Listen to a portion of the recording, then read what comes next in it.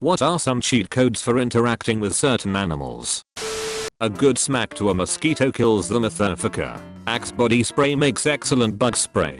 Seriously, when I went to live with my grandparents in the countryside, I forgot to bring a bug spray. He had a lot of mosquitoes in the room, so I just used Axe body spray to kill them all. It doesn't give them a quick painless death though. They convulse and have spasms like crazy. Dogs will defend their territory, but will almost always avoid fighting. If you find them outside their territory, if you run into one on the street, his policy will be not to bother you if you don't bother him. If a dog is actually having a go at you, it's because you're near something he owns or otherwise values. In this situation, don't just run away. It's his instinct to chase you. Instead, back away showing your side, but not your rear. This indicates that you're not interested in fighting him, but that you're prepared to defend yourself if you have to. For best results, find something to shove in his mouth to block bites. Remember, a wagging tail means excitement, and the difference between playful excitement and dangerous excitement is in how stiff and straight the tail is while it wags. Most cats don't like lots of eye contact because they see it as a sign of aggression. Some don't mind, but it depends how domesticated they are. If you're trying to get a cat to come to you, glance at their eyes, then look away. This is also why cats always go to the person who's allergic or dislikes them. You think you're ignoring them by not looking at them. They think you're friendly.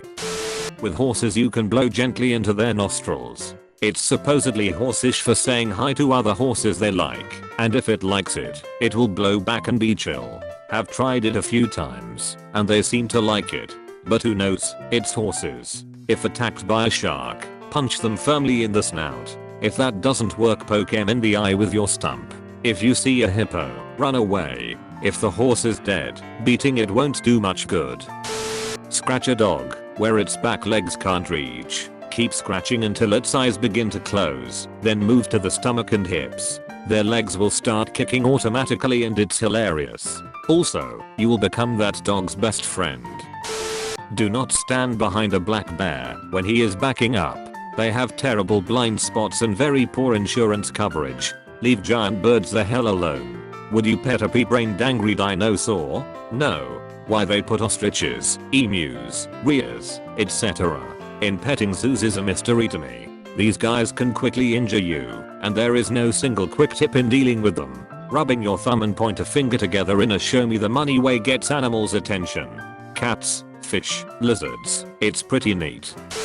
Grew up around a lot of animals, so flies always jump essentially straight up and forward as you go to slap them, and they're faster than you. Clap above them about 6 inches to compensate. Ever try to catch a frog? Same thing. Get behind them, lean over, and be ready to catch 6 inches to a foot ahead of them as they jump away. If you need to pick up a turtle, approach from the rear and grab it on the sides of its shell.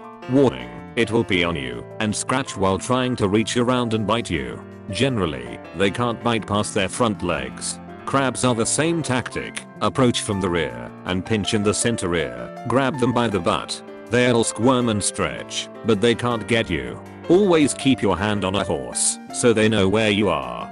Goats headbutt to establish dominant/pecking order. Square up with them, hold your ground, and let them headbutt the heel of your boot. They're going to hit pretty hard, so be ready, as you're essentially kicking them in the top of the head. You won't hurt them. They're literally designed for it. When you don't budge, they know who's boss. I've done this since I was 8 or 10, but it's easier the bigger you are. Smaller dog thinks he's the boss, coming after you/guests. Do what the pack leader does. Grab him by the scruff, push his head down, roll him, and hold him by the neck.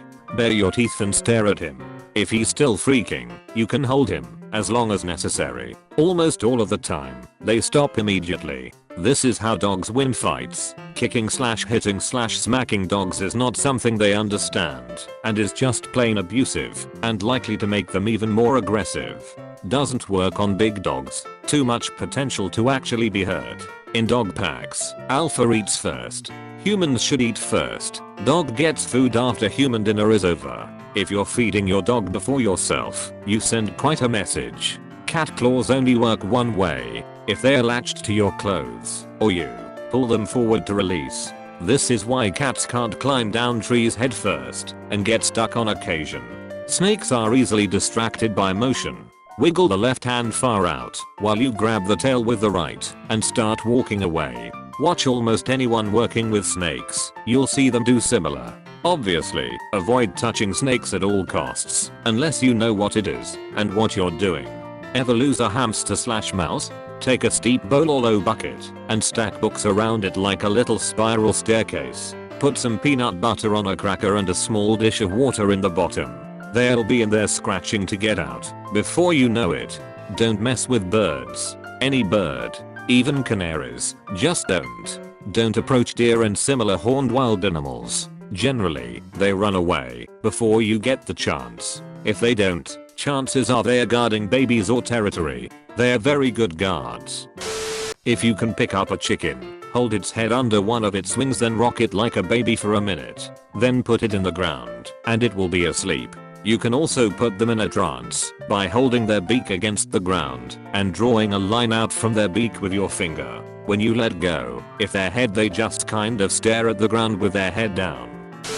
Dolphins love children crazy amounts, so if you are going to go swimming with them or feed them, bring a child. When boxing with a kangaroo, they usually lack the strategy to do more than interchange punching arms, so you can easily use this to your advantage. If you spray a spider with hair spray/deodorant, then it won't be able to move and you can beat it to death easier.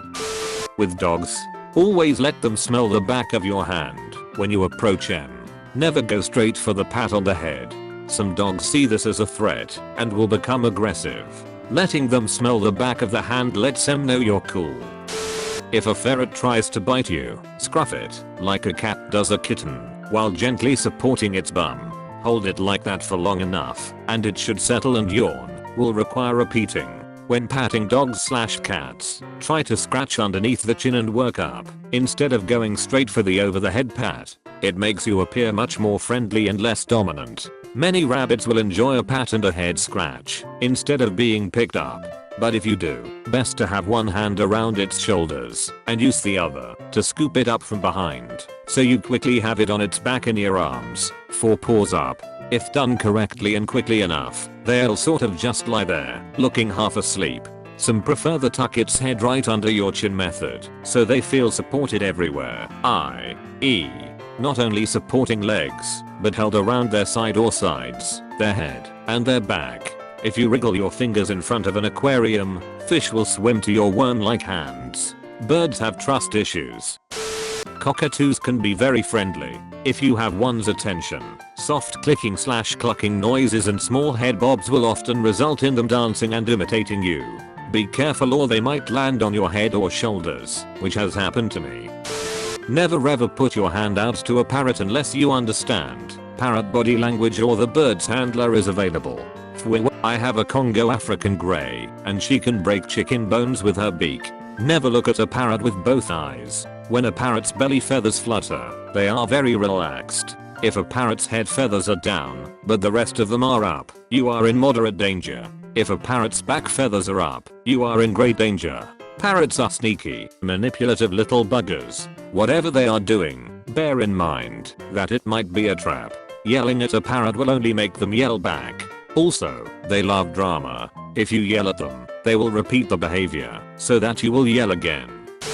Never try to get near a herd of sheep in the wild, because sheepdogs are quite protective. That being said, if you ever have to walk through a herd of confined sheep without making them shy away, walk backwards through the herd. They will calmly stream around both sides of you. Why? Because sheep are very stupid creatures. If you cough loudly and the cow's ears don't twitch much, it's a good sign that the heifer is concentrating on a good hand. It's wise to come with a bluff or fold if you have a weak hand at this point. Note, for a bull, the answer is reversed. If you cough loudly and the bull's ears don't twitch much, it's a good sign that the bull is preparing to charge. Throw a peanut at a squirrel. He might get scared, but then he will check it out and eat it. Throw peanuts closer and closer to you one at a time, waiting for the squirrel to find each one and come back. Make a noise every time he picks up and eats the peanut. Eventually you can get the squirrel to take a peanut next to your hand without your hand moving. Keep making your sound and throw the peanut in front of you and hold it. Try not to get bit by the nervous squirrel. Works with other animals too. Treat animals like children. They will simultaneously trust you and respect you. Treat children like adults. Every child wants validation, and doing this teaches them their thoughts and feelings actually matter. Be socially awkward around adults, because you're not sure how to scale this up further. But realize it doesn't matter, because most adults are too self-centered to notice, and will like you, because you listen to them ramble, and the others are kind enough to notice what you're doing and respond appropriately. Cheat code for all social interactions. I remember this one day when my friend came over to my house. We were about 10, and we decided we would have some fun with my 2 dogs, a Saint Bernard and a Husky. We both tried to see if we could figure out dog language and see what certain words mean to dogs. We got a notepad and a pen and we went and sat in front of my dogs.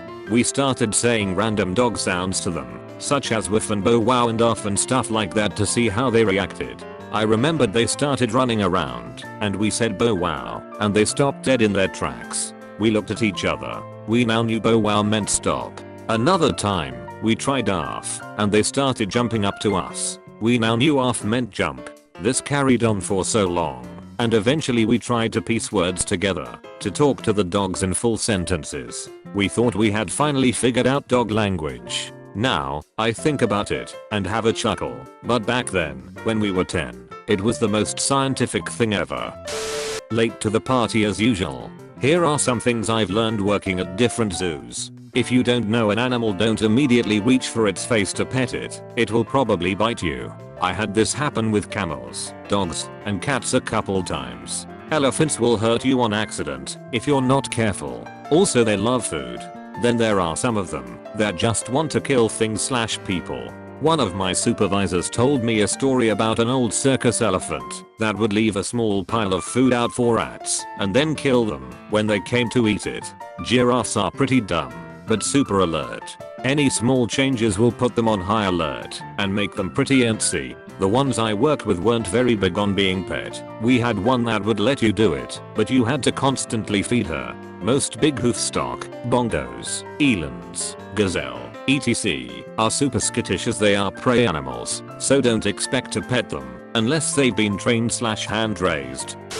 I hope this doesn't get buried cause it works, and it's really cool. If you see a herd of deer grazing in a field and you want to get close to them, do not approach them like a hunter would, eyes fixed on them and moving slow. Instead, do what they do and keep your eyes on the ground, milling in a zigzag pattern while pretending to search the ground. They'll think you're a grazer like them and not a threat. Of course, be extremely cautious when you get close, as anything threatening can turn the pack into a stampede of hooves and shit.